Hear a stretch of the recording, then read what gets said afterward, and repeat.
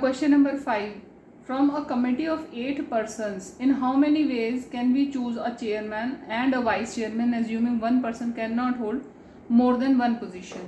ठीक है, इसमें ये तो बिल्कुल ही सिंपल है। इसमें आपको करना क्या है, देखिए ये बिल्कुल इस तरीके का क्वेश्चन है कि डिजिट्स जैसे आप नॉर्मली लेते हो तो आप क्या लेते हो कि मान लो 8 डिजिट्स हैं, उसमें से आपको 2 डिजिट का वो करना है कॉम्बिनेशन, और digits can not be repeated. तो यहाँ पर persons can not be repeated है, तो 2 पर्सन आपको सिलेक्ट करने हैं और जो कि इन उसमें candidates can not be repeated. तो जब कैन नॉट बी रिपीटेड होगा तो आप क्या करते हो, परम्यूटेशंस करते हो। तो आप इसको डायरेक्ट इस तरीके से भी कर सकते हो, एक तो कि जो नंबर ऑफ कैंडिडेट्स कितना है आपके पास में, नंबर ऑफ कैंडिडेट्स है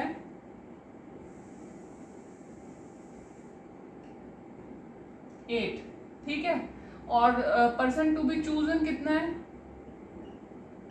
to be chosen is equal to कितना है 2, ठीक है, और जो candidate can not be repeated होता है आपका, तो आपका क्या हो जाएगा, ये हो जाएगा 8p2 8 factorial 8 minus 2 factorial 8 into में ये हो जाएगा 6 फैक्टोरियल, 8 इंटू में 7 इंटू में 6 फैक्टोरियल, 6 से 6 कैंसिल कर दिया, 8 इंटू में 7 आपका आंसर आ गया 56 वेज।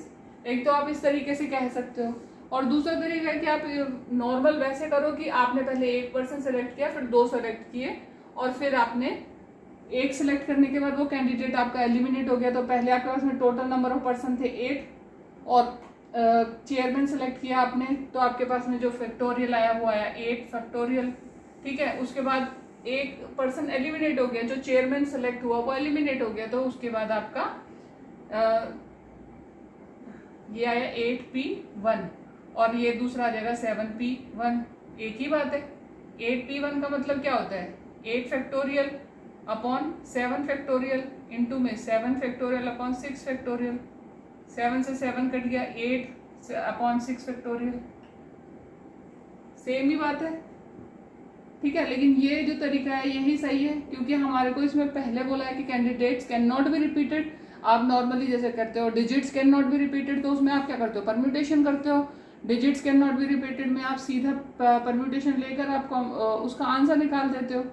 तो इसी तरीके से यहाँ पर करना है, ठीक है। अब है क्वेश्चन नंबर 6।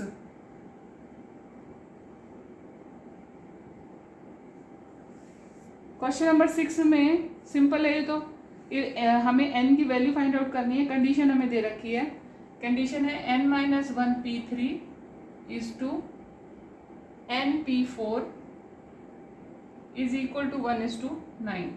इसको सिंपल भाषा में लिखें तो n-1p3 upon np4 is equal to 1/9, ठीक है।